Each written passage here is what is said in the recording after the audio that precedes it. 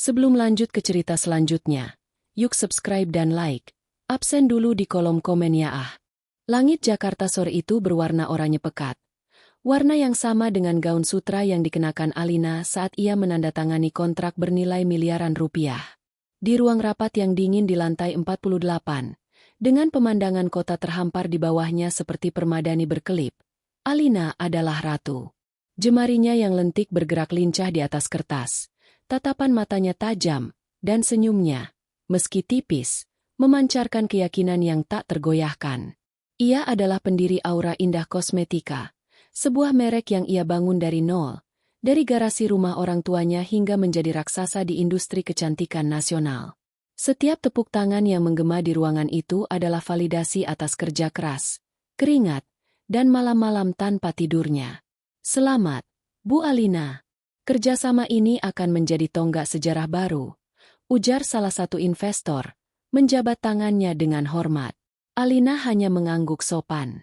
Baginya, ini bukan sekadar bisnis. Ini adalah kerajaannya.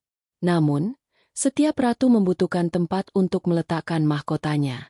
Bagi Alina, tempat itu adalah rumah megah di kawasan elit yang ia tinggali bersama pria yang ia yakini sebagai cinta sejatinya, Bagas, dan ibu mertua yang ia anggap sebagai ibunya sendiri, Ratih.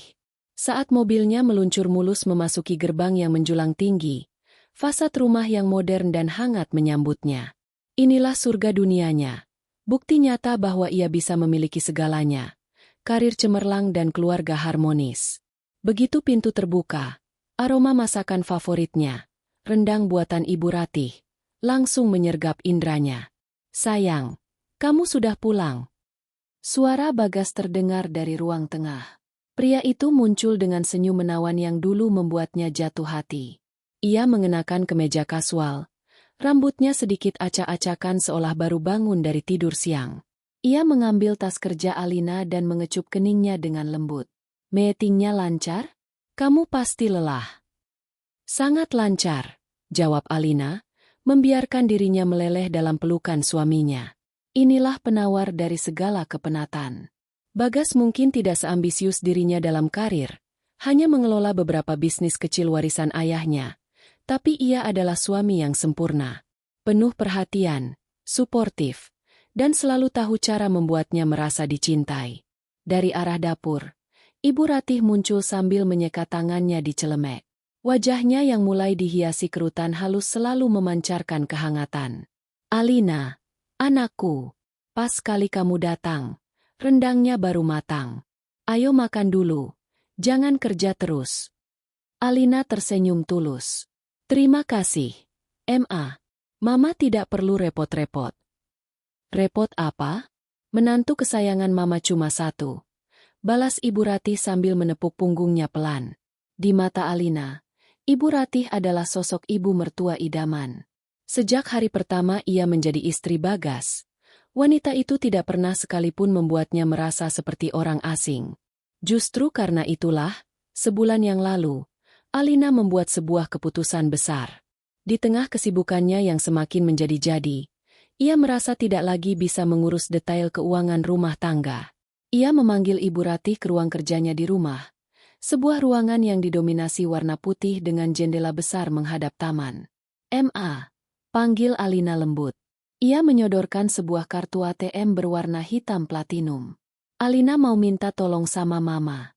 Alina percaya sepenuhnya sama Mama.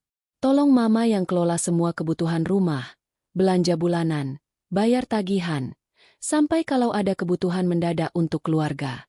Pakai saja kartu ini, tidak ada limitnya. Anggap saja ini bakti Alina sebagai anak. Mata Ibu Ratih berkaca-kaca. Ia memeluk Alina dengan erat. Ya Tuhan, Alina, kamu menantu terbaik yang pernah ada. Mama janji akan jaga kepercayaan kamu. Semua ini demi kebaikan keluarga kita. Alina tidak melihat kilatan aneh yang sesaat melintas di mata mertuanya saat jemarinya menggenggam kartu itu. Yang ia lihat hanyalah ketulusan. Namun, surga yang sempurna itu perlahan mulai menunjukkan retakan-retakan kecil yang nyaris tak terlihat. Awalnya, Bagas mulai sering pulang larut. Alasannya selalu masuk akal. Ada klien dari luar negeri. Lin, beda zona waktu, jadi meetingnya malam. Katanya di suatu hari. Di lain waktu, proyek baru butuh perhatian ekstra, tim harus lembur. Sebagai seorang pebisnis, Alina memaklumi semua itu. Ia tahu betul bagaimana tuntutan pekerjaan bisa menyita waktu. Kemudian, giliran Ibu Ratih. Dalam laporan pengeluaran bulanan yang selalu ia berikan, meski hanya dalam bentuk catatan tangan sederhana, Alina mulai melihat pos-pos pengeluaran yang ganjil. Ada transfer dalam jumlah besar dengan keterangan, investasi keluarga. Suatu malam saat mereka hanya berdua di ruang keluarga, Alina mencoba bertanya dengan hati-hati. "Ma, kalau boleh tahu, investasi keluarga yang kemarin itu untuk apa ya?" "Bukan apa-apa, hanya untuk catatan keuangan Alina saja." Ibu Ratih tertawa kecil, seolah pertanyaan itu sangat lucu. "Ah, kamu ini. Tidak usah pusingkan hal-hal kecil seperti itu. Itu Mama belikan tanah di pinggiran kota. Prospeknya bagus sekali untuk beberapa tahun ke depan. Biar Mama yang urus. Kamu fokus saja besarkan Aura Indah. Semua ini kan nanti untuk kamu dan Bagas juga." Jawaban itu, yang seharusnya menenangkan, justru meninggalkan secuil rasa janggal di hati Alina. Tapi ia segera menepisnya. "Aku ini kenapa?" batinnya. "Mama dan Mas Bagas sangat menyayangiku. Mungkin aku hanya terlalu lelah dan paranoid." Ia menyalahkan dirinya sendiri karena telah berprasangka. Bagaimanapun, mereka adalah keluarganya. Kepercayaan adalah fondasi dari segalanya. Ia memilih untuk percaya. Malam itu, ia tertidur di samping Bagas yang sudah lebih dulu lelap. Suaminya baru pulang lewat tengah malam dengan alasan yang sama seperti biasanya. Alina menatap wajah damai suaminya, mengelus pipinya dengan lembut. Ia menghirup aroma parfum samar yang bukan miliknya. Tapi ia meyakinkan dirinya bahwa itu mungkin parfum rekan kerjanya. Ia memejamkan mata, memaksa dirinya untuk kembali percaya pada surga sempurnanya. Tidak menyadari bahwa di bawah keheningan malam, pondasi surganya itu sedang digerogoti hingga nyaris rubuh. Ketenangan yang coba Alina paksa untuk ia rasakan, hancur berkeping-keping pada pukul 1.37 dini hari. Ia terbangun karena haus, dan saat meraih gelas air di nakas, layar ponselnya menyala. Sebuah notifikasi dari aplikasi perbankan prioritasnya terpampang di sana, begitu mencolok di tengah kegelapan kamar. Jantungnya berdebar sedikit lebih kencang saat membaca baris teks tersebut. Transaksi transfer berhasil. 150 juta rupiah ke rekening SNB Propertindo. 150 juta. Pukul 1:30 pagi. Alina duduk tegak di ranjang. Napasnya tercekat. Di sampingnya, Bagas mendengkur halus. Sama sekali tidak terganggu. Alina meraih ponselnya, membuka aplikasi untuk melihat detailnya. Tidak ada informasi lain, hanya nama perusahaan yang terdengar asing dan waktu transaksi yang sangat tidak wajar. Bisnis properti apa yang melakukan transaksi di jam hantu seperti ini? Rasa janggal yang selama ini ia tepis kini kembali dengan kekuatan penuh, mencengkeram perutnya seperti bongkahan es. Ia mencoba menenangkan diri, berpikir mungkin ada penjelasan logis.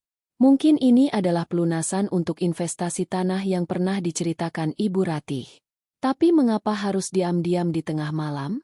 Pagi harinya, suasana di meja makan terasa berbeda. Alina sengaja menunggu hingga mereka selesai sarapan. Ia meletakkan cangkir kopinya dengan pelan, menciptakan denting kecil yang menarik perhatian Bagas dan Ibu Ratih. "Ma," Alina memulai. Suaranya ia usahakan setenang mungkin.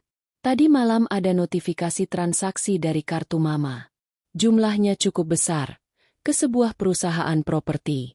Apa ada investasi baru yang perlu Alina tahu?" Wajah Ibu Ratih yang tadinya ceria seketika berubah pias. Wanita itu meletakkan sendoknya dengan gerakan gugup. "Oh, itu." Ia melirik Bagas sekilas, mencari dukungan.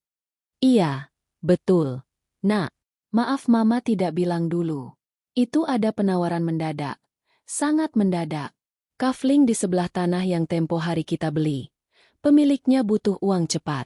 Kalau tidak dilunasi saat itu juga, bakal diambil orang lain. Kesempatan emas. Lin." Alina mengerutkan kening. Tapi kenapa transaksinya jam 1:30 pagi? Ma. Itulah, nak, seru Ibu Ratih. Nadanya kini terdengar sedikit defensif. Pemiliknya itu ditelepon sama rentenir.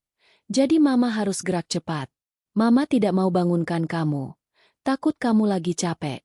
Mama pikir, ini kan demi masa depan keluarga juga. Bagas yang sedari tadi diam, akhirnya angkat bicara. Ia menatap Alina dengan sorot mata kecewa, seolah Alina baru saja melakukan kesalahan besar. Sayang, kamu ini kenapa sih? Kok jadi perhitungan sekali sama Mama? Mama itu sudah susah payah mengamankan aset buat kita. Harusnya kamu berterima kasih. Bukan malah diinterogasi seperti ini. Kata-kata Bagas menusuk Alina. Interogasi? Ia hanya bertanya. Ia merasa dipojokkan.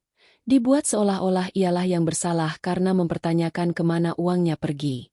Bukan begitu, Mas. Aku hanya ingin tahu. Ini uang yang tidak sedikit. Bela Alina. Suaranya sedikit bergetar. Justru karena itu, Mama sudah mengamankannya. Potong Bagas dengan nada tinggi. Sudahlah, jangan dibahas lagi. Percaya saja sama Mama. Beliau lebih tahu soal ginian daripada kita. Alina terdiam. Ia menatap suaminya. Lalu ke ibu mertuanya yang kini memasang wajah sedih seolah baru saja dituduh yang tidak-tidak. Ia merasa dikeroyok di rumahnya sendiri. Akhirnya, ia mengalah. Iya, maafkan Alina. Ma. Mungkin Alina cuma terlalu khawatir. Namun di dalam hatinya, benih kecurigaan itu telah ditanam terlalu dalam. Penjelasan mereka terlalu banyak lubang. Beberapa hari kemudian, Alina bertemu dengan sahabat baiknya, Maya, untuk makan siang. Maya adalah rekan seperjuangannya saat pertama kali membangun aura indah sebelum memilih jalan berbeda. Maya orang yang ceplas-ceplos, logis, dan matanya setajam elang. Ia langsung menyadari perubahan pada diri Alina. Lo kenapa, Lin? Muka lo kusut kayak laporan pajak akhir tahun. Celetuk Maya sambil mengaduk minumannya. Alina ragu sejenak. Tapi ia butuh pendapat orang lain. Ia menceritakan semuanya. Tentang kartu ATM tanpa batas. Tentang alasan-alasan ganjil suaminya. Dan puncaknya, tentang transaksi 150 juta di tengah malam buta. Maya mendengarkan dengan saksama. Ekspresinya berubah dari santai menjadi serius. Setelah Alina selesai bercerita, Maya meletakkan gelasnya dengan keras. Lin, maaf nih, ujar Maya tajam. Lo itu pintar di bisnis, tapi soal beginian lo naifnya kebangetan. Dengar ya, minggu lalu gue ketemu Tante Susi di acara amal. Lo tahu kan, dia satu arisan sama mertua lo. Alina menatap Maya, firasatnya memburuk. Tante Susi cerita, mertua lo itu sekarang jadi bintang di arisan. Dia pamer ke semua orang kalau dia punya kartu sakti, dari menantunya yang tajir melintir. Dia bilang, apapun yang dia mau, tinggal gesek. Lanjut Maya, matanya menatap lurus ke mata Alina. Dan puncaknya, dia pamer gelang berlian model terbaru. Katanya, itu bonus kecil dari hasil investasi yang dia kelola pakai uang lo. Dia bahkan sempat nyeletuk sambil ketawa. Alina itu menantu idaman. Saking baiknya, jadi gampang diatur. Dunia Alina seakan berhenti berputar. Gampang diatur. Kartu sakti. Bonus kecil. Gelang berlian. Kata-kata itu berputar-putar di kepalanya seperti badai. Gambaran ibu mertua yang baik hati dan tulus hancur lebur, digantikan oleh sosok wanita manipulatif yang menertawakannya di belakang. Investasi. Itu ternyata adalah perhiasan mewah. Uang hasil kerja kerasnya dihamburkan untuk pamer di depan teman-teman sosialitanya. Alina merasakan mual yang hebat. Kepercayaan yang selama ini ia pegang teguh, yang membuatnya menepi semua tanda bahaya, kini terasa seperti racun yang perlahan membunuhnya dari dalam. Ia telah dikhianati oleh orang-orang yang paling ia cintai, di dalam surga yang ia bangun dengan tangannya sendiri. Alina pulang ke rumah sore itu dengan perasaan hampa. Restoran mewah tempatnya makan siang dengan Maya terasa seperti dunia lain. Kini, Saat ia melangkah masuk ke dalam rumahnya sendiri, kemegahan interiornya terasa dingin dan mengejek. Setiap sudut yang dulu memancarkan kehangatan kini terasa asing. Panggung sandiwara besar di mana ia menjadi satu-satunya penonton yang tidak tahu apa-apa. Ia memutuskan untuk tidak mengatakan apapun. Kata-kata Maya telah menanamkan kewaspadaan baru dalam dirinya. Konfrontasi tanpa bukti kuat hanya akan membuat mereka lebih pintar berbohong. Jadi, ia memasang topengnya. Ia tersenyum saat Bagas pulang, menanyakan harinya seperti biasa. Ia bahkan memuji masakan Ibu Ratih saat makan malam. Tapi di balik senyum itu, matanya bekerja seperti pemindai, merekam setiap detail. Cara Bagas yang sedikit tersentak saat ponselnya bergetar, lalu buru-buru membalas pesan sambil tersenyum tipis. Atau bagaimana Ibu Ratih mengibaskan tangannya saat bicara, sengaja memamerkan gelang berlian yang berkilauan di pergelangan tangannya, gelang yang sama seperti yang Maya deskripsikan. Seminggu berlalu dalam ketegangan tak terucap ini. Alina merasa seperti detektif di rumahnya sendiri. Puncaknya terjadi pada hari Kamis sore.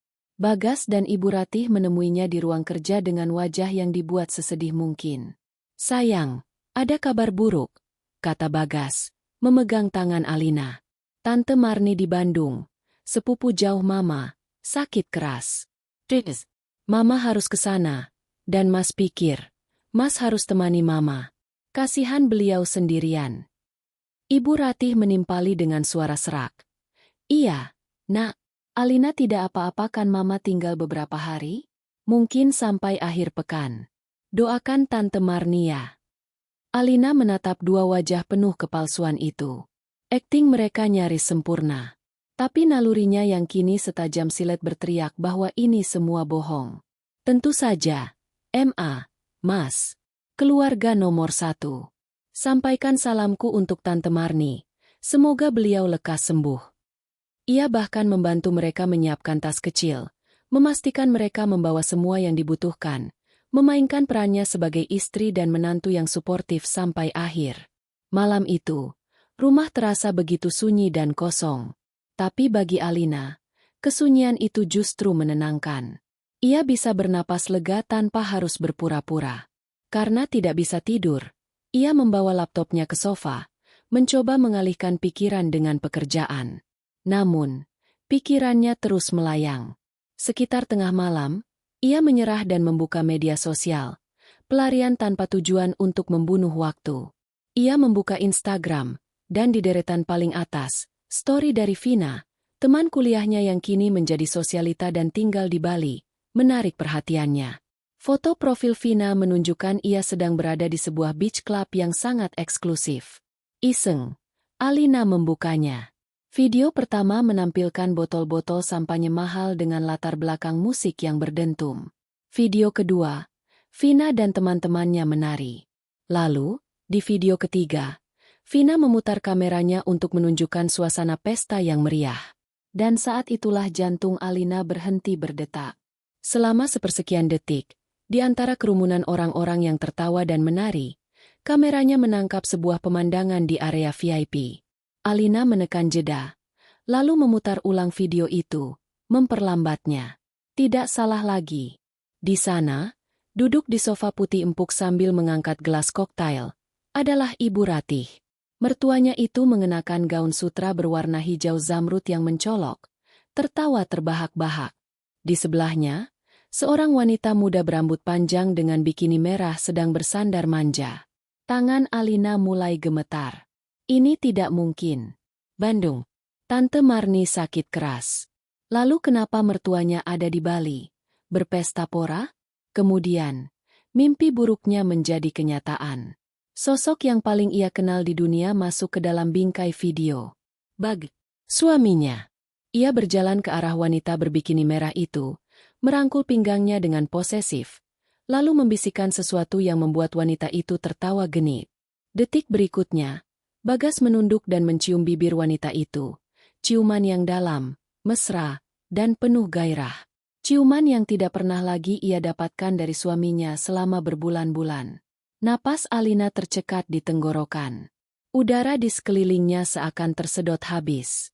Dengan jari-jari yang kaku karena syok, Ia membuka profil Vina dan mencari unggahan terbarunya. Ada sebuah foto yang baru diunggah 1 jam lalu. Foto grup. Di sana, Bagas berdiri dengan gagah. Satu tangannya merangkul wanita berbikini merah, tangan lainnya merangkul ibunya.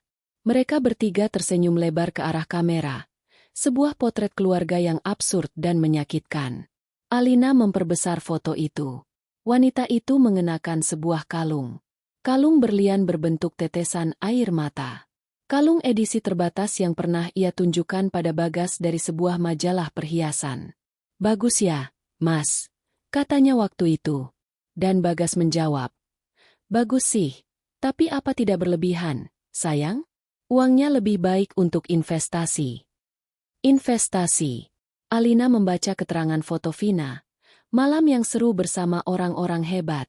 Selamat ya buat sahabatku Diana yang dapat investor baru." Hidupnya langsung berubah. Diana. Jadi itu namanya. Semua rasa sakit, kesedihan, dan pengkhianatan yang tadinya menghimpit dada Alina lenyap seketika. Perasaan itu menguap, digantikan oleh sesuatu yang lain. Sesuatu yang dingin, tajam, dan sangat fokus. Kehangatan di matanya padam, berganti dengan kilatan es yang beku. Ia tidak lagi melihat foto itu sebagai istri yang tersakiti. Ia melihatnya sebagai seorang CEO yang sedang menganalisis kelemahan lawannya. Mereka tidak hanya mengkhianatinya. Mereka meremehkannya. Mereka pikir ia bodoh. Mereka pikir, menantu yang gampang diatur, ini akan selamanya buta. Mereka salah besar. Malam itu, di tengah keheningan rumahnya yang telah dinodai, Alina tidak menangis. Ia mulai menyusun rencana. Ratu yang kerajaannya coba direbut, kini bersiap untuk perang. Alina tidak tidur semalaman. Namun, saat fajar pertama menyingsing dan cahayanya yang pucat menembus jendela raksasa di ruang tengah, ia tidak merasa lelah. Sebaliknya, ia merasa hidup, teraliri oleh energi dingin yang belum pernah ia rasakan sebelumnya. Kesedihan telah bermetamorfosis menjadi ketenangan yang mematikan. Ia berjalan ke dapur, menyeduh kopi hitam pekat, dan duduk di meja makan yang terasa begitu besar dan kosong. Rumah ini bukan lagi surga, melainkan benteng yang harus ia pertahankan. Pukul 7 pagi tepat, ia melakukan panggilan telepon pertamanya. Bukan kepada teman atau keluarga, melainkan kepada Heru, personal banker kepercayaannya yang telah mengelola keuangannya selama bertahun-tahun. "Pagi, Pak Heru. Alina di sini." Sapanya, suaranya datar dan profesional, seolah sedang membuka rapat dewan direksi. "Saya butuh bantuan Anda segera. Tolong kirimkan rincian transaksi lengkap untuk kartu kredit suplemen atas nama Rati Suryo selama 3 bulan terakhir. Saya mau setiap detailnya. Waktu, lokasi, dan nama merchant. Kirimkan ke email pribadi saya dalam 1 jam ke depan." Di seberang telepon, Heru sedikit terkejut dengan nada bicara kliennya yang biasanya ramah. "Tentu, Bu Alina. Segera saya siapkan. Ada masalah?" "Anggap saja sedang ada audit internal, Pak Heru," jawab Alina dingin. "Dan satu lagi, siapkan prosedur untuk pembekuan kartu tersebut. Saya belum mau dilakukan sekarang, tapi saya ingin semuanya siap. Begitu saya beri aba-aba, saya mau kartu itu mati dalam hitungan detik." "Bisa. Bisa, Bu. Tentu saja." Panggilan kedua adalah kepada pengacara perusahaannya, Pak Tirtayasa, seorang pria tua yang tajam dan sudah makan asam garam hukum bisnis dan keluarga. Alina menemuinya di kantornya siang itu juga, membawa serta akta nikah, sertifikat rumah, dan semua dokumen kepemilikan aset atas namanya. "Saya ingin memulai proses perceraian," kata Alina tanpa basa-basi, meletakkan dokumen-dokumen itu di atas meja mahoni yang mengilap. "Tapi sebelum itu, saya ingin memastikan semua aset saya aman. Rumah, mobil, saham di Aura Indah, dan semua rekening atas nama saya. Semuanya adalah hasil kerja keras saya sebelum dan selama pernikahan. Saya ingin memastikan tidak ada 1 rupiah pun yang bisa mereka sentuh." Pak Tirtayasa menatapnya dari balik kacamata bacanya. Matanya yang bijak menelisik. "Ini bukan sekadar perceraian biasa. Bukan, Bu Alina. Alina tersenyum tipis, senyum yang tidak mencapai matanya. Suami dan ibu mertua saya sedang berlibur di Bali menggunakan uang saya, bersama wanita simpanannya. Mereka pikir saya bodoh. Saya ingin membuktikan bahwa mereka salah. Wajah Pak Tirtayasa mengeras. Saya mengerti. Kita akan siapkan benteng pertahanan yang paling kokoh untuk Anda. Sore harinya, email dari Heru masuk. Alina membukanya di laptopnya. Dan apa yang ia lihat membuatnya muak sekaligus semakin bertekad. Daftar transaksi itu seperti sebuah novel tentang pengkhianatan. Tagihan dari butik-butik desainer ternama di Jakarta dan Bali, reservasi suite presidensial di Hotel Bintang 5 di Seminyak, pembayaran di restoran-restoran paling mahal, dan tentu saja, pembelian perhiasan. Total pengeluaran dalam sebulan terakhir saja sudah mencapai angka yang bisa digunakan untuk membeli sebuah apartemen mewah. Di antara daftar itu, matanya menangkap satu transaksi yang paling menarik perhatian. Pembayaran uang muka sebesar 300 juta rupiah kepada SNB Propertindo untuk sebuah villa di Canggu. Villa yang sama di mana Bagas dan Diana kemungkinan besar sedang menikmati investasi mereka. SNB Sanjaya dan Bagas. Sanjaya adalah nama belakang Ibu Ratih. Jadi, mereka tidak hanya menghabiskan uangnya, mereka juga mencoba mencucinya melalui perusahaan properti fiktif milik mereka sendiri. Ini bukan lagi sekadar perselingkuhan dan pemborosan. Ini adalah penipuan terencana. Alina mengepalkan tangannya. Kemarahannya kini memiliki arah dan tujuan yang jelas. Mereka tidak akan dibiarkan lolos begitu saja. Ia tidak akan hanya mengambil kembali uangnya. Ia akan menghancurkan panggung sandiwara mereka. Tepat saat mereka sedang berada di puncak. Ia membuka ponselnya lagi, mencari kontak Vina di Bali. Ia mengirimkan pesan singkat. Vin, lo di mana? Gue ada urusan mendadak di Bali. Mungkin kita bisa ketemu? Beberapa menit kemudian, balasan masuk. Wah, serius lo, Lin? Asyik. Gue lagi di Lavavla nih. Kesini aja. Alina tersenyum. Umpan telah disebar.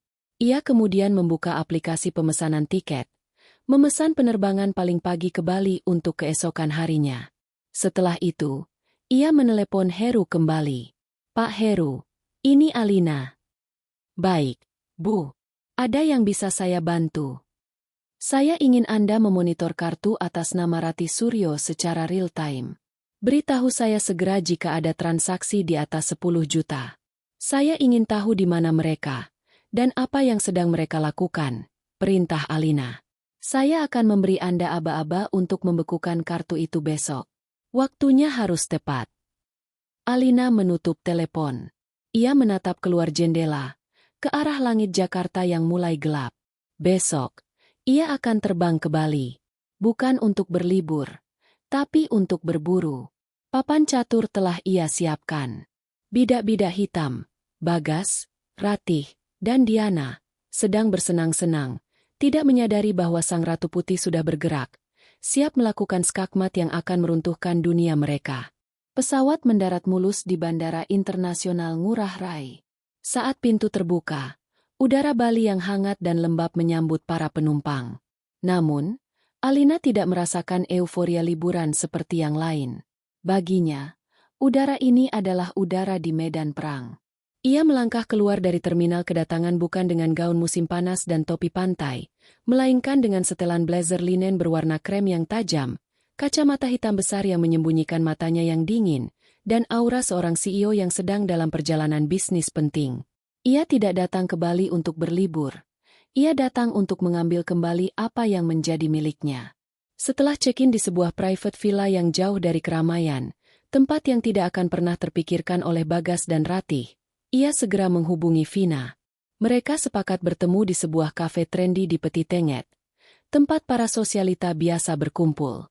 Vina sudah menunggu, melambaikan tangan dengan antusias saat melihat Alina. Alina, gila, lo beneran di sini. Kenapa mendadak banget? Kabur dari kerjaan, ya? Sapanya ceria. Alina tersenyum, senyum yang telah ia latih sepanjang penerbangan. Bisa dibilang begitu. Butuh udara segar. Jakarta bikin stres. Mereka memesan minuman dan Vina, seperti yang sudah diduga Alina, langsung masuk ke mode ratu gosip. Lo tahu nggak? Semalam gue ketemu lagi sama si Diana itu. Ceweknya Bagas. Gila, hidupnya kayak di negeri dongeng sekarang. Dibelanjain ini itu, dikasih villa. Iri banget deh. Alina menyesap icet latenya dengan tenang, memasang ekspresi penasaran yang dibuat-buat. Oh ya? Bagas temen lo itu hebat juga ya bisnisnya. Aku kira dia santai-santai aja orangnya. Nah, itu dia yang aneh, seru Vina. Suaranya merendah seolah berbagi rahasia besar. Setahu gue, bisnis keluarganya biasa aja. Tapi sejak sama Diana, gayanya selangit. Ibunya juga. Bu Rati itu sekarang jadi social climber nomor 1 di Bali. Pestanya di mana-mana. Belanja nggak lihat harga. Mereka itu lagi di puncak dunia banget deh. Lin. Alina mengangguk-angguk, menyimpan setiap informasi seperti amunisi. Mereka kelihatannya seru banget. Nanti malam ada acara lagi. Tanyanya sesantai mungkin. Mata Vina berbinar. Pasti ada. Dengar-dengar, malam ini mereka mau adain makan malam besar di Metis. Restoran paling romantis itu. Loh, katanya sih. Buat ngerayain pelunasan villa baru mereka. Si Diana udah pamer dari pagi di grup. Katanya bakal ada kejutan besar dari Bagas malam ini. Metis. Pelunasan villa. Kejutan besar. Sempurna. Panggungnya sudah lebih dari siap. Saat Vina sedang asyik bercerita tentang drama sosialita lainnya, ponsel Alina bergetar. Sebuah pesan masuk dari Heru, sang bankir. Info. Reservasi makan malam An. Bagas Suryo di restoran Metis pukul 20 WITA. Deposit pembayaran sebesar 25 juta rupiah telah dilakukan 1 jam yang lalu menggunakan kartu suplemen. Semuanya terkonfirmasi. Alina merasakan adrenalin mengalir di nadinya. Dingin dan memuaskan. Vin, toilet di mana ya? Potong Alina, bangkit dari kursinya. Di dalam toilet yang sunyi dan beraroma bunga frangipani, Alina tidak membuang waktu. Ia menekan nomor Heru. Pak Heru, ini Alina. Siap, Bu Alina. Saya sudah memonitor. Bagus, kata Alina. Suaranya mantap. Saya mau Anda siapkan final sequence. Pada pukul 21.30 malam ini, waktu Indonesia Tengah, saya mau semua fasilitas perbankan atas nama saya yang terhubung dengan mereka diputus total. Kartu ATM atas nama Rati Suryo, bekukan permanen. Semua kartu kredit suplemen atas nama Bagas dan Ratih, blokir. Transfer, penarikan tunai, pembayaran online, semuanya. Saya mau mereka benar-benar lumpuh secara finansial. Tidak ada celah sedikit pun. Anda paham? Hening sejenak di seberang sana, sebelum Heru menjawab dengan nada tegas. Paham, Bu Alina. Pukul 21.30. Total Financial Blackout. Akan saya laksanakan. Terima kasih, Pak Heru. Alina menutup telepon dan menatap pantulan dirinya di cermin. Wanita yang menatap balik bukanlah Alina yang naif dan penuh cinta. Itu adalah ratu yang kerajaannya telah diusik, yang kini siap untuk merebut kembali tahtanya. Ia merapikan blazernya, menyunggingkan senyum tipis yang penuh arti. Ia kembali ke mejanya, di mana Vina masih asyik dengan ponselnya. Gimana, Vin? Kayaknya seru ya pesta di Metis malam ini, kata Alina santai sambil meraih tasnya. Seru banget pasti. Lo mau ikut? Tanya Vina antusias. Alina tersenyum misterius. Enggak, aku nggak akan ikut pesta mereka. Tapi mungkin, aku akan mampir untuk menonton pertunjukannya. Vina menatapnya bingung, tidak mengerti arti di balik kata-kata itu. Tapi Alina sudah beranjak pergi, meninggalkan Vina dengan rasa penasarannya. Malam ini, di bawah langit Bali yang berbintang, sebuah drama besar akan dipentaskan. Dan Alina, sang sutradara, sudah tidak sabar untuk menaikkan tirainya. Restoran Metis malam itu adalah perwujudan surga duniawi. Dikelilingi taman teratai yang bermandikan cahaya lilin dan lentera, Dengan alunan musik jazz lembut yang mengalir di udara, tempat itu adalah panggung yang sempurna untuk sebuah perayaan. Dan malam ini, bintang utamanya adalah Bagas, Ratih, dan Diana. Mereka duduk di meja terbaik, sebuah gazebo pribadi yang menghadap langsung ke taman. Diana adalah personifikasi kemenangan. Ia mengenakan gaun malam berwarna merah menyala yang memeluk tubuhnya dengan sempurna. Kalung berlian dari Bagas berkilauan di lehernya. Ia tertawa dengan nada tinggi, sengaja menarik perhatian meja-meja di sekitarnya. Setiap kali pelayan datang, ia akan memesan sampanye termahal atau hidangan paling eksotis dengan gestur seorang ratu. Ibu Ratih tidak kalah. Dengan gaun sutra dan perhiasan yang gemerlapan, ia memancarkan aura seorang sosialita baru yang akhirnya berhasil menembus kasta tertinggi. Ia sibuk mengambil foto dan mengunggahnya ke media sosial dengan keterangan-keterangan congkak. Malam perayaan bersama anak dan calon menantu kesayangan. Tulisnya, seolah-olah Alina tidak pernah ada. Bagas, di antara dua wanita itu, tampak seperti raja. Ia bersandar dengan santai, senyum puas terpasang di wajahnya. Ia menikmati bagaimana tatapan iri dari pria-pria lain tertuju pada Diana, dan bagaimana bisik-bisik kekaguman terdengar saat mereka memesan sebotol anggur vintage seharga puluhan juta. Inilah hidup yang selalu ia inginkan. Hidup mewah tanpa perlu kerja keras. Semua berkat kecerdasan ibunya dan kenaifan istrinya. Waktu menunjukkan pukul 21.20. Makanan penutup, coklat lava cake dengan serpihan emas yang bisa dimakan, telah disajikan. Inilah saatnya untuk kejutan besar yang telah Diana nanti-nantikan. Bagas berdiri, mengangkat gelas sampanyenya. Perhatian semuanya, katanya dengan suara yang cukup keras untuk didengar beberapa meja terdekat. Beberapa tamu menoleh, penasaran. Malam ini bukan hanya perayaan biasa. Malam ini, saya ingin merayakan masa depan. Masa depan bersama wanita luar biasa di samping saya, Diana. Ia kemudian berlutut di hadapan Diana yang terkesiap pura-pura kaget. Dari sakunya, Bagas mengeluarkan sebuah kotak bludru biru. Diana, lanjutnya, suaranya bergetar karena drama yang ia ciptakan sendiri. Maukah kau menjadi istriku? Diana menutup mulutnya dengan tangan. Air mata buaya mulai menggenang di pelupuk matanya. Tentu saja ia tahu ini akan terjadi. Cincin berlian besar di dalam kotak itu sudah ia pilih sendiri di butik kemarin sore. Ya, Mas. Tentu saja aku mau. Serunya. Tepuk tangan meriah terdengar dari meja mereka dan beberapa tamu yang ikut menonton. Ratih memeluk keduanya dengan haru yang dibuat-buat. Mereka benar-benar berada di puncak dunia. Pukul 21.30 tepat. Setelah drama lamaran selesai, Bagas memberi isyarat kepada manajer restoran. Tagihannya, tolong.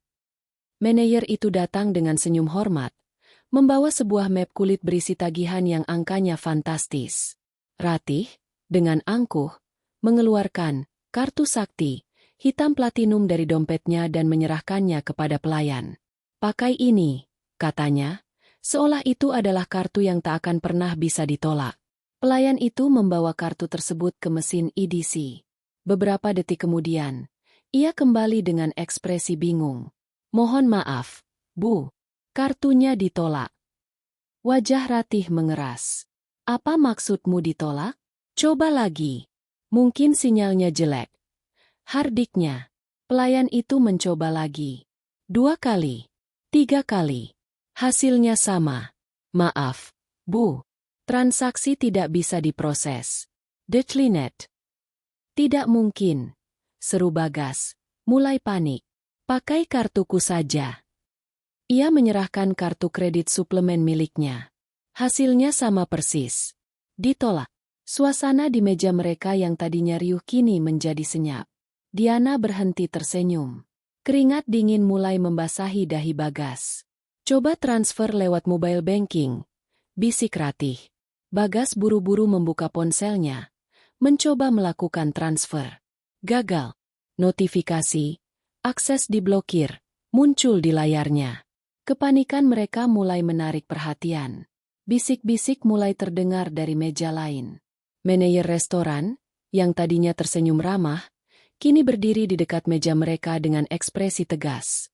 Bapak, Ibu, mohon maaf. Tagihannya harus segera diselesaikan. Ada kesalahan teknis. Pasti ada yang salah dengan bank. Kilah Bagas. Suaranya meninggi karena malu. Kami bisa menunggu, Pak. Tapi mungkin Bapak bisa menyediakan jaminan. Ujar sang manajer. Matanya melirik jam tangan Rolex di pergelangan tangan Bagas dan perhiasan yang dikenakan Diana dan Ratih. Wajah mereka pucat pasi. Dunia mereka yang megah runtuh dalam hitungan menit. Mereka terperangkap. Dan saat itulah, di puncak penghinaan mereka, sesosok wanita melangkah dengan anggun memasuki area taman. Ia mengenakan gaun hitam sederhana namun elegan. Rambutnya tergerai rapi, dan wajahnya memancarkan ketenangan yang mengerikan. Alina. Ia berjalan santai, berhenti beberapa meter dari gazebo mereka. Seolah-olah ia hanya seorang tamu yang sedang menikmati keindahan taman. Ia tidak mengatakan apa-apa. Ia hanya berdiri di sana, menatap mereka dengan sorot mata yang dingin dan menusuk. Sorot mata seorang ratu yang sedang menyaksikan musuh-musuhnya hancur lebur di medan perang yang ia ciptakan. Melihat Alina, Bagas, Ratih, dan Diana membeku. Di tengah surga Bali, neraka baru saja membuka gerbangnya, dan Alina adalah sang penjaga gerbang itu. Pertunjukan baru saja dimulai. Kehadiran Alina menyedot seluruh udara dari gazebo itu. Tawa dan bisik-bisik dari meja lain seakan lenyap, tergantikan oleh keheningan yang tegang dan memekakan. Bagi trio yang sedang dilanda kepanikan itu, kemunculan Alina lebih menakutkan daripada hantu. Wajah Bagas yang tadinya pucat karena malu, kini berubah seputih kertas karena syok. Ratih ternganga, tangannya yang gemetar membeku di udara. Sementara Diana, sang calon ratu, menatap Alina dengan campuran antara kebingungan dan ketakutan. Cincin berlian di jarinya terasa dingin dan berat. Alina menikmati keheningan itu selama beberapa detik, membiarkan tatapannya yang menusuk menghakimi mereka satu persatu. Kemudian, dengan langkah yang pelan dan penuh perhitungan, ia mendekati meja mereka. Setiap ayunan kakinya di atas dek kayu seolah menjadi genderang perang. "Selamat malam," sapanya. Suaranya rendah dan tenang, namun membelah keheningan seperti pisau. "Sepertinya saya datang di saat yang kurang tepat. Atau mungkin, sangat tepat." Bagas adalah yang pertama berhasil menemukan suaranya, meskipun terbata-bata. "Alina? Kakakmu, sedang apa kamu di sini?" Ia mencoba bangkit, berusaha menampilkan sisa-sisa wibawanya yang telah hancur. Ini tidak seperti yang kamu pikirkan." Alina tertawa kecil, tawa yang dingin dan tanpa humor. "Oh, benarkah? Jadi, apa yang harus aku pikirkan, Mas? Bahwa Tante Marni di Bandung tiba-tiba sembuh total dan kalian memutuskan merayakannya di Bali? Atau mungkin ini adalah investasi keluarga terbaru yang Mama kelola?" Matanya melirik sinis pada Diana, dari ujung rambut hingga ujung kaki. Sepertinya aset yang sangat mahal. Wajah Ratih memerah padam, campuran antara malu dan marah. "Jaga bicaramu, Alina. Kamu tidak punya hak menuduh kami." "Hak?" Alina menaikkan sebelah alisnya. Ia melangkah lebih dekat. Suaranya kini terdengar lebih tajam. "Saya punya semua hak, Ma. Karena setiap botol sampanye yang kalian minum, setiap gram emas yang menempel di tubuh kalian, bahkan udara mewah yang kalian hirup di restoran ini, semuanya dibeli dengan uang saya. Keringat saya. Waktu tidur saya yang hilang." Ia mengabaikan Ratih yang terdiam 1000 bahasa dan menatap lurus ke arah Bagas. Lamaran yang sangat indah tadi. Sangat romantis. Sayang sekali, cincin itu dibeli dengan kartu kredit yang tagihannya dikirim ke alamat emailku. Begitu juga kalung itu, katanya sambil menunjuk perhiasan di leher Diana. "Dan tentu saja, uang muka villa yang kalian banggakan itu." Diana tersentak. Tangannya secara refleks memegangi kalungnya. Ia menatap Bagas, mencari jawaban, tapi yang ia lihat hanyalah seorang pria yang telah kehilangan semua topengnya. Alina kemudian berbalik menghadap manajer restoran yang sejak tadi menonton drama itu dengan canggung. "Berapa total tagihan mereka, Pak?" Sang manajer, sedikit terkejut, menyebutkan angka yang membuat beberapa tamu di meja terdekat menahan napas. Tanpa berkedip, Alina mengeluarkan kartu berwarna hitam dari dompetnya. Kartu pribadinya, yang tidak terhubung dengan rekening bersama manapun. "Saya yang bayar," katanya sambil menyerahkan kartu itu. Gerakan itu adalah sebuah tamparan telak. Itu adalah demonstrasi kekuatan yang mutlak. Alina tidak hanya memotong sumber uang mereka, ia menunjukkan bahwa ia masih memegang kendali penuh. Setelah pelayan mengambil kartu itu, Alina kembali menatap sang manajer. "Namun, ada syaratnya, Pak," katanya dengan suara yang jelas, sengaja agar didengar oleh semua orang. "Pembayaran ini adalah untuk membersihkan nama baik restoran Anda dari keributan yang disebabkan oleh mereka. Sebagai jaminannya, karena mereka jelas tidak bisa membayar, saya sarankan Bapak menahan barang-barang berharga mereka sampai mereka menemukan cara untuk melunasi utang mereka kepada saya." Ia menunjuk dengan dagunya. Jam tangan Rolex itu, kalung berlian, dan tentu saja cincin pertunangan itu. Sepertinya cukup untuk menutupi biaya makan malam ini, bukan? Penghinaan itu begitu total dan brutal. Diana menatap ngeri pada cincin di jarinya. Ratih memeluk tas tangannya dengan erat. Bagas membeku, terlalu malu untuk bergerak atau berbicara. Mereka telah dipertontonkan dan dilucuti di depan umum. Alina menatap mereka untuk terakhir kalinya. Api kemarahan di matanya kini telah berubah menjadi abu yang dingin. "Dengar baik-baik," desisnya. "Mulai malam ini, keran uang sudah ditutup permanen. Rumah di Jakarta, kuncinya sudah saya ganti. Semua mobil atas nama saya akan ditarik besok pagi. Dan kalian berdua," ia menatap Bagas dan Ratih, "punya waktu 24 jam untuk angkat kaki dari properti saya dimanapun kalian berada." Ia kemudian memfokuskan pandangannya pada Bagas. "Surat panggilan sidang cerai akan sampai ke tanganmu minggu depan. Pastikan kamu hadir, kalau kamu masih bisa membeli tiket pulang ke Jakarta." Dengan kata-kata terakhir yang menusuk itu, Alina berbalik. Ia tidak perlu melihat ke belakang untuk tahu kehancuran yang ia tinggalkan. Ia berjalan keluar dari restoran dengan punggung tegak, meninggalkan 3 orang yang terdampar di reruntuhan surga palsu mereka, dikelilingi oleh tatapan menghakimi dan bisik-bisik yang akan menghantui mereka selamanya. Perang telah dimenangkan, dan sang ratu telah merebut kembali kerajaannya. Begitu Alina menghilang di balik gerbang taman yang rimbun, mantra yang seolah membekukan Bagas, Ratih, dan Diana pecah. Yang tersisa adalah realita yang menusuk. Manajer restoran, dengan 2 petugas keamanan yang kini berdiri di sisinya, mendekati meja mereka dengan ekspresi tanpa kompromi. Bisik-bisik dari tamu lain kini berubah menjadi tatapan terang-terangan, penuh rasa ingin tahu dan cemoohan. Ponsel-ponsel mulai terangkat, merekam drama memalukan itu secara diam-diam. "Silakan, Pak, Bu," ujar sang manajer. Nadanya kini dingin dan resmi.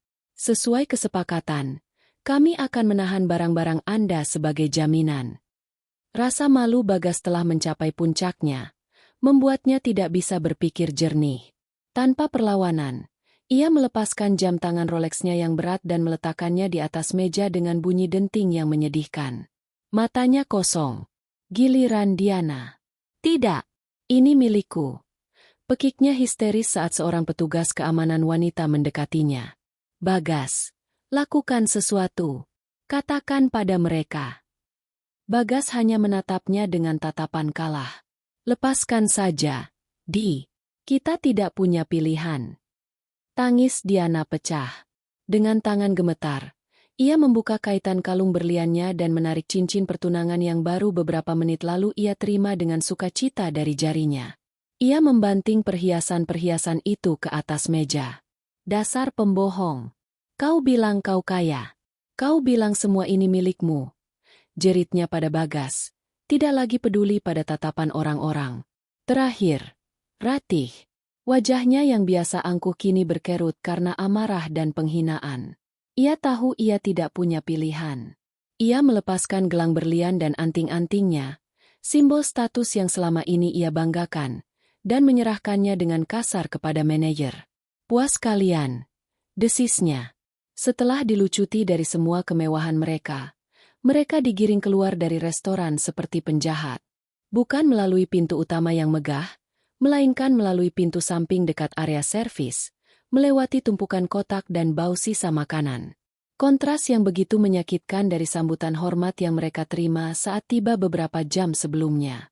Begitu mereka berada di jalanan yang remang-remang di luar restoran, ledakan amarah yang tertahan akhirnya meletus. "Ini semua gara-gara kamu, Ma," bentak Bagas, menuding ibunya. "Aku sudah bilang jangan terlalu pamer. Jangan terlalu serakah. Tapi Mama tidak pernah mau dengar. Lihat sekarang. Kita kehilangan segalanya." "Salahku," Ratih balas berteriak. Suaranya melengking. "Salahmu karena kamu tidak becus. Kamu biarkan istrimu itu memegang semua kendali. Laki-laki macam apa kamu? Seharusnya dari dulu kamu ambil alih hartanya, bukan malah jadi anjing penurut." Diana, yang sejak tadi terisak, kini menatap keduanya dengan jijik. "Jadi benar? Semua ini bukan uang kalian? Aku ini dibohongi mentah-mentah." Ia mendorong dada Bagas dengan keras. "Aku meninggalkan segalanya demi kamu. Dan ternyata kamu hanya benalu yang hidup dari istrimu? Aku mau pulang. Antar aku ke hotel." "Hotel?" Bagas tertawa sinis. "Hotel mana? Kita bahkan tidak punya uang sepeser pun untuk naik taksi. Semua kartu diblokir. Kamu pikir kita bisa kembali ke suite presidensial itu?" Kenyataan pahit itu menghantam mereka bertiga sekaligus. Mereka terdampar. Di Bali. Tanpa uang. Tanpa akses kemanapun. Pakaian mahal yang mereka kenakan kini terasa seperti kostum badut yang konyol. Mereka mulai berjalan tanpa tujuan di sepanjang trotoar Peti Tenget, melewati butik-butik mewah dan restoran-restoran gemerlap yang beberapa jam lalu menjadi taman bermain mereka. Setiap tatapan dari turis yang lewat terasa seperti penghakiman. Diana yang tidak biasa berjalan jauh dengan sepatu hak tingginya, akhirnya menyerah dan duduk di tepi jalan, menangis terseduh-seduh. Ratih yang kelelahan bersandar di dinding, napasnya terengah-engah. Setelah berdebat tanpa henti, mereka akhirnya memutuskan untuk mencoba kembali ke villa yang menjadi sumber masalah. Mungkin saja mereka masih bisa masuk. Dengan sisa-sisa tenaga, mereka berjalan kaki berkilo-kilometer, sebuah pengalaman yang belum pernah mereka rasakan seumur hidup. Namun, harapan mereka pupus saat tiba di depan gerbang villa. Dua orang petugas keamanan berbadan tegap langsung menghadang mereka. "Maaf, Bapak dan Ibu tidak bisa masuk. Properti ini sudah kembali ke pemiliknya yang sah. Kami diperintahkan untuk tidak mengizinkan siapapun masuk," kata salah satu petugas dengan tegas. Diusir dari restoran, kini diusir dari rumah mereka. Kehancuran mereka total. Malam itu, trio yang tadinya hidup di puncak kemewahan, terpaksa mencari penginapan murah di sebuah gang sempit di Kuta, membayar dengan sisa uang tunai yang kebetulan ada di saku Bagas. Kamar penginapan itu pengap, berbau apek, dengan sprei yang lembab dan kipas angin berisik di langit-langit. Dari surga, mereka telah dilempar ke dasar neraka. Sementara itu, di vilanya yang tenang dan mewah, Alina duduk di tepi kolam renang pribadi. Ia menatap pantulan bulan di air yang jernih. Secangkir teh kamomil hangat di tangannya. Ponselnya berdering. "Pak Tirtayasa. Selamat malam, Bu Alina. Saya hanya ingin mengabarkan. Surat panggilan sidang dan surat perintah pengosongan aset sudah siap. Besok pagi tim kami akan bergerak," lapor sang pengacara. "Baik, Pak Tirtayasa. Terima kasih atas kerja cepatnya," jawab Alina. Suaranya tenang. Ia menutup telepon dan menarik napas dalam-dalam, menghirup aroma bunga Kamboja yang terbawa angin malam. Tidak ada rasa kemenangan yang meluap-luap. Yang ada hanyalah kelegaan. Beban berat pengkhianatan itu akhirnya terangkat dari pundaknya. Ia telah membersihkan hidupnya dari parasit. Besok adalah hari baru. Awal dari pembangunan kembali kerajaannya di atas pondasi yang lebih kuat. Pondasi yang hanya bertumpu pada dirinya sendiri. Pagi datang tanpa ampun di gang sempit Kuta. Cahaya matahari yang terik menyorot masuk melalui celah jendela kamar penginapan yang kotor, membangunkan Bagas dan Ratih dari tidur mereka yang tidak nyenyak. Bau apek ruangan bercampur dengan aroma sampah dari luar. Sebuah kontras yang brutal dari wangi aromaterapi yang biasa mereka hirup di Hotel Bintang 5. Keheningan di antara mereka terasa berat. Syarat dengan kekalahan dan saling menyalahkan yang tak terucapkan. Realita pertama yang harus mereka hadapi adalah rasa lapar. Mereka belum makan apapun sejak hidangan penutup mewah di Metis malam sebelumnya. Sisa uang tunai mereka nyaris habis untuk membayar kamar. "Kita harus bagaimana, Gas?" bisik Ratih. Suaranya parau. Wajahnya tanpa riasan terlihat tua dan lelah. Kilau sosialitanya telah sepenuhnya padam. Bagas tidak menjawab. Ia menatap langit-langit yang lapuk. Pikirannya kosong. Pria yang semalam merasa seperti raja kini merasa seperti debu. Tiba-tiba, pintu kamar digedor dengan keras. Diana berdiri di sana. Matanya bengkak dan merah. Tapi tatapannya penuh kebencian. "Aku sudah tidak tahan lagi," desisnya. "Aku sudah menelepon temanku. Minta dijemput. Kalian urus saja masalah kalian sendiri." Ia menatap Bagas dengan tatapan paling hina. "Jangan pernah hubungi aku lagi, dasar penipu." Dengan itu, ia berbalik dan pergi, menyeret kopernya menuruni tangga yang reyot, meninggalkan Bagas dan Ratih dalam kehancuran mereka. Kapal yang karam itu telah ditinggalkan oleh salah satu penumpangnya. Ditinggal berdua, keputusasaan semakin mencengkeram. Bagas akhirnya mengambil satu-satunya keputusan yang tersisa. "Kita harus menjual apapun yang masih kita punya. Kita butuh uang untuk pulang." Hari itu menjadi perjalanan penebusan dosa yang paling memalukan bagi mereka. Mereka berjalan di bawah terik matahari, mencari pegadaian. Ratih terpaksa menjual tas tangan desainer miliknya, yang kebetulan ia bawa, dengan harga yang sangat murah.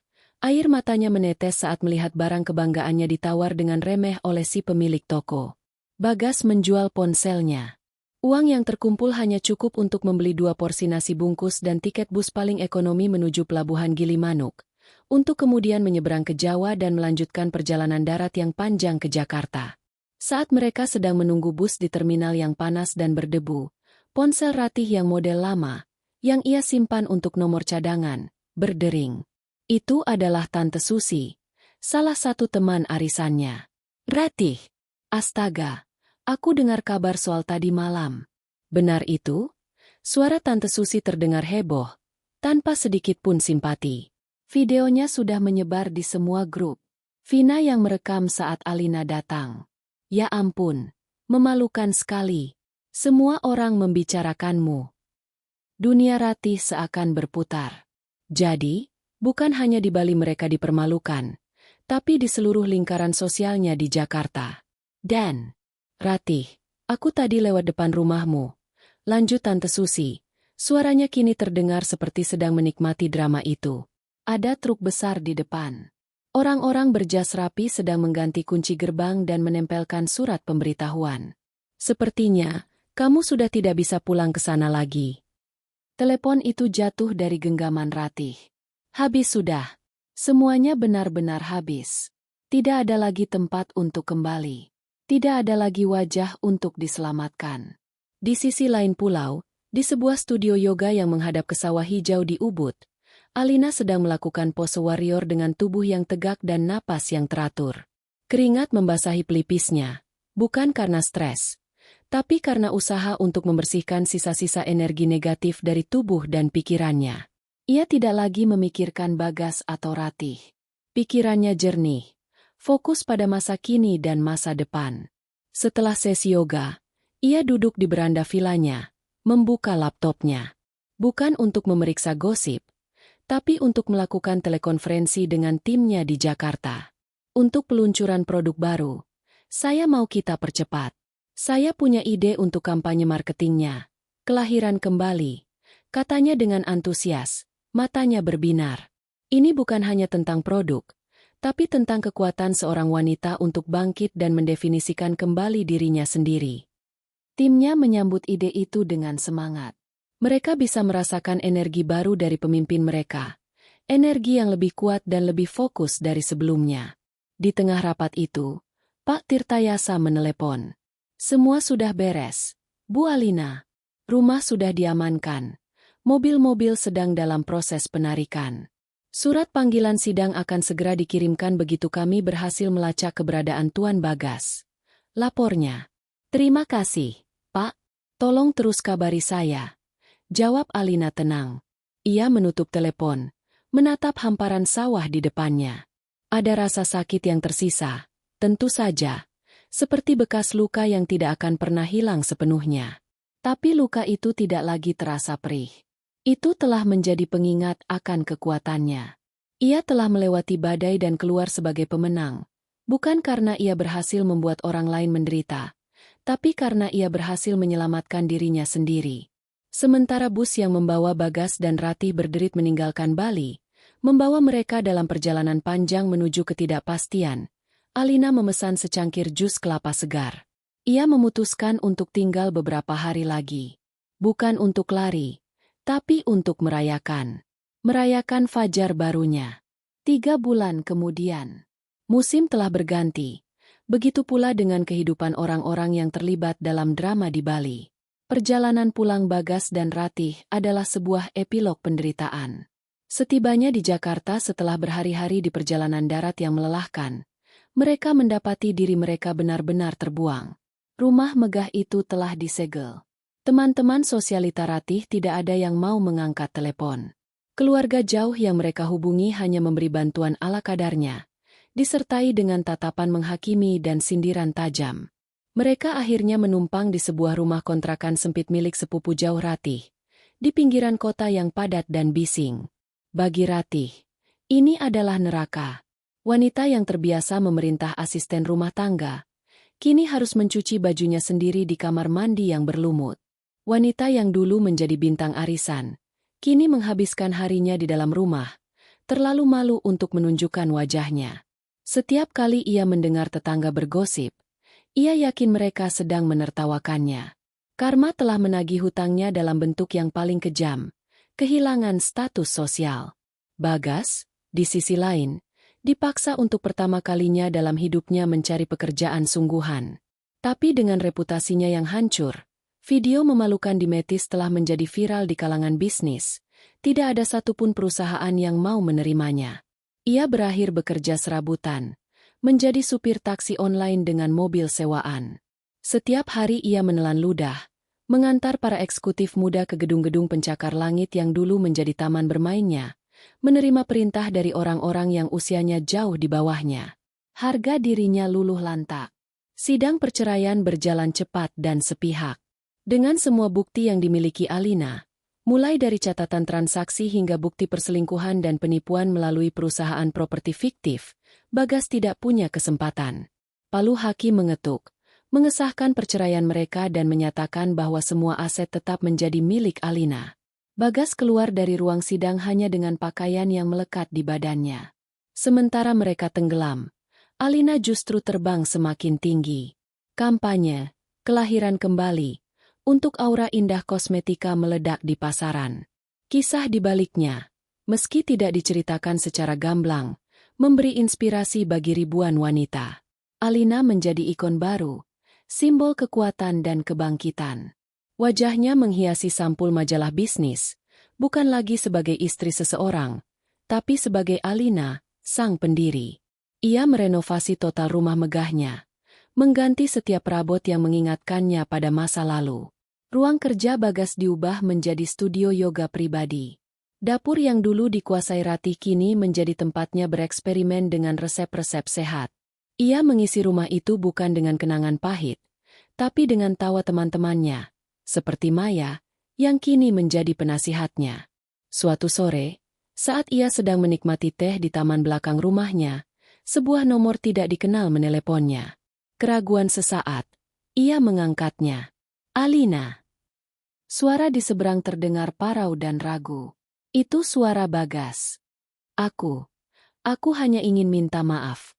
Aku tahu sudah terlambat. Aku tahu aku tidak pantas. Tapi aku benar-benar menyesal. Alina terdiam sejenak. Tidak ada getaran amarah atau sisa cinta dalam dirinya. Yang ada hanyalah kehampaan. Penyesalanmu adalah urusanmu, Bagas. Bukan urusanku lagi. Jawabnya dengan tenang dan tegas. Aku sudah memaafkan perbuatanmu, bukan untukmu, tapi untuk diriku sendiri, agar aku bisa melangkah maju. Selamat tinggal. Ia menutup telepon sebelum Bagas bisa menjawab, lalu memblokir nomor itu. Itulah titik terakhir. Bab penutup dari sebuah buku yang telah selesai ia baca. Matahari terbenam di Jakarta, memancarkan warna keemasan yang hangat. Alina menatap kerajaannya, rumah yang indah, perusahaan yang berkembang pesat, dan yang terpenting, kedamaian dalam hatinya. Ia telah melewati api pengkhianatan dan keluar bukan hanya tanpa luka bakar, tapi terlahir kembali menjadi lebih kuat, lebih bijaksana, dan lebih utuh. Ia adalah ratu di kerajaannya sendiri, sebuah kerajaan yang dibangun bukan di atas kepercayaan pada orang lain, tapi di atas fondasi kokoh bernama harga diri. Dan kali ini, ia tahu, tahta itu tidak akan pernah bisa direbut lagi.